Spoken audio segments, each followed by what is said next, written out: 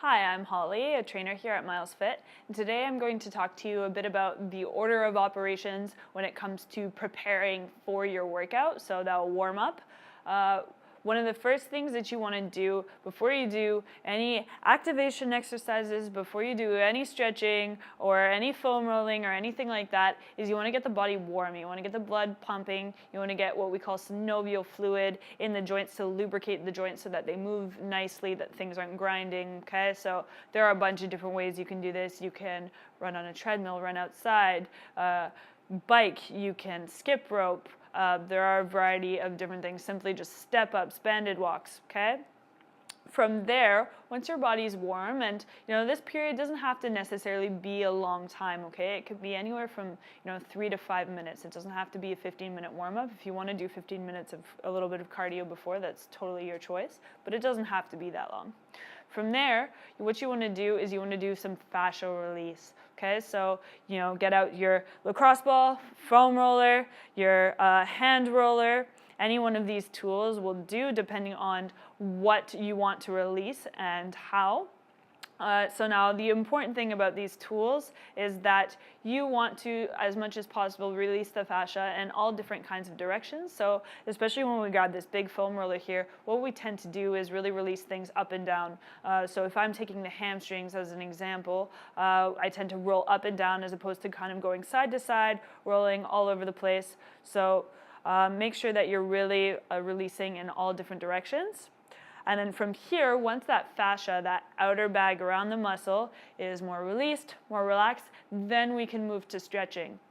So the reason why we do the fascial release before the stretching is because, let's say if you picture a rope, okay, and this rope has a knot tied into it. If we just pull on either end of the rope, the knot is not going to come undone. It's not going to come loose. Okay, so that's the equivalent of kind of stretching before the release. You want to do the release first so that you can kind of untie the knot and then stretch and get that mobility. Now, some reasons why you might stretch before your workout as opposed to after your workout is if you're feeling a little tight or a little tense, feel that you can't really reach a point where you'd like to reach during an exercise that you will be doing, the stretching can kind of help you prepare to get into that what we call range of motion. Okay, so one example of this is the deadlift. So one of the primary muscles while we're doing a deadlift are the hamstrings, the glutes, okay? So during my warm-up, I might do a warm-up where I'm, let's say, cycling. From there, I will roll out my hamstrings, get them nice and released, and then from there I can do some hamstring stretches, okay? So one benefit from a hamstring stretch with a deadlift is that as opposed to, let's say, being super tight and only being able to go a certain amount of the way down, okay, after I stretch, and there are a variety of different hamstring stretches you can do, I will probably be able to get a deeper range of motion, go down lower. What that means is if I'm going down lower each time is I'm spending more time under tension, more time lifting because I'm going farther and farther, which in turn means more hypertrophy, which is a fancy word for building your muscles.